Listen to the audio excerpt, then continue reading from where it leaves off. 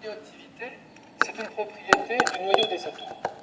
Alors les atomes, vous le savez, c'est ce qui constitue la matière, qui constitue les gaz, les liquides, les solides, nous, sous forme de molécules, sous forme de cristaux. Comment est fait un atome? Un atome est fait d'abord d'un assemblage de petites particules lourdes qu'on appelle les protons et les neutrons.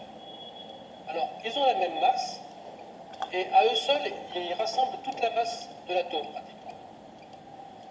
Les neutrons n'ont pas de charge électrique, les protons ont une charge électrique, et comme l'atome est neutre, eh bien, très loin de lui se baladent des petites particules qui, elles, n'ont pratiquement pas de masse, qu'on appelle les électrons. Les électrons ont une charge négative qui est exactement la même que la charge positive du proton, et il y a autant d'électrons que de protons. Alors les protons sont importants parce que c'est eux qui déterminent la nature chimique d'un élément. Un élément est défini par son nombre de protons, donc qu'on appelle Z. Mais en revanche, le noyau, sa masse est définie par le nombre total de protons et de neutrons. Ça, c'est ce qu'on appelle la masse atomique, et on l'appelle A. Et donc, pour définir un élément, un isotope, isotope, ça veut dire un même élément chimique, mais qui n'a pas le même nombre de neutrons dans le noyau. Eh bien, on définit effectivement, on l'appelle quelque chose, on va l'appeler X si vous voulez, qui a Z protons et A protons plus neutrons. Alors, ça commence par le corps le plus simple, c'est l'hydrogène. Ben, lui, il est très simple, il n'a qu'un seul proton, il n'a pas de neutrons du tout. Donc, on note l'hydrogène avec une charge électrique et simplement une masse de 1. Et puis ensuite, si vous voulez, on passe à l'hélium, qui lui a 2 protons et 4 protons plus neutrons.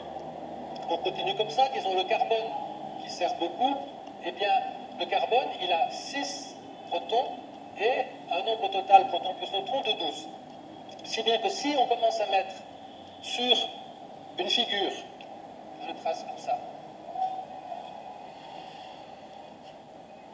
les différents noyaux en fonction du nombre de protons et du nombre de neutrons, c'est-à-dire cette fois-ci ce sera A moins Z, on commence à placer les éléments au début sur une diagonale. C'est-à-dire qu'au début, vous voyez, bon, l'hydrogène c'est un peu à part, il n'a pas de neutrons. Mais tout de suite après, on vient là, l'hélium, le carbone, l'oxygène. Au début, ça commence comme ça. Mais ensuite, l'ensemble des noyaux qu'on trouve dans la nature ne suit plus la diagonale. Plus un noyau est lourd, plus il a plus de neutrons que de protons. Vous voyez, les protons qui sont chargés positivement auraient tendance à se repousser. Donc, pour faire un noyau, il faut lui rajouter des neutrons qui sont un petit peu la colle qui les tient ensemble. Mais plus il est lourd, plus il faut de neutrons. Alors ça, ce sont les noyaux stables. On appelle quelquefois ça la vallée de stabilité, si vous voulez. Et puis, autour de ça, il y en a bien d'autres qu'on trouve dans la nature ou qu'on fabrique, qui sont, eux, en dehors de la zone stable. On va mettre cette espèce de plume tout autour. Et ceux-là, ceux qui ne sont pas sur le noir, ils sont instables, c'est-à-dire que soit ils ont trop de protons, soit ils ont trop de neutrons, soit ils ont trop d'énergie, soit ils ont trop des deux. Et alors, ils cherchent à rejoindre la stabilité, c'est-à-dire à revenir sur cette courbe-là. Alors, s'ils sont très lourds, ils vont se débarrasser à la fois de neutrons et de protons. Donc, là, c'est ce qu'on appelle la radioactivité alpha, c'est-à-dire qu'ils vont éjecter à la fois 2 protons plus 2 neutrons, comme un noyau d'hélium qui est là. S'ils ont trop de neutrons, ce qui est souvent le cas, ils se trouvent par là, si vous voulez, eh bien, la façon de se rapprocher de la stabilité, c'est de transformer un neutron en proton. Mais comme le neutron était neutre, s'il se transforme en proton, il faut aussi qu'il éjecte un électron. Et cet électron-là, c'est un rayonnement aussi, et c'est ce qu'on appelle bêta, bêta moins.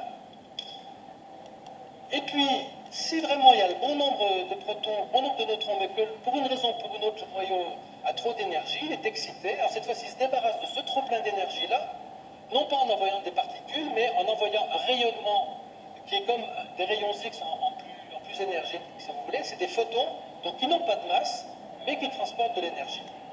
Et donc, alpha, bêta ou la troisième sorte qu'on appelle gamma, donc quand il transite un neutron, ce sont les trois formes classiques de radioactivité. Ça peut être naturel. Dans la nature, il y a plein d'éléments qui ne sont pas stables et qui cherchent à se rapprocher, qui sont radioactifs. Ça peut être artificiel, si on en a créé aussi. Mais vous voyez qu'il soit naturel ou artificiel, en fait, c'est les mêmes rayonnements qu'ils émettent. S'ils sont très lourds, alpha, sinon bêta ou un mélange de bêta et de gamma. Alors, ce qui caractérise la radioactivité, c'est une propriété très étonnante.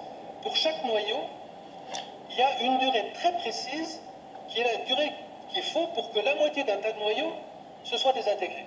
C'est ce qu'on appelle la période radioactive, quelquefois on dit la demi-vie. Et cette période peut être très variable suivant les noyaux. Ça peut être des millisecondes à des milliards d'années. Mais en revanche, elle est très précise.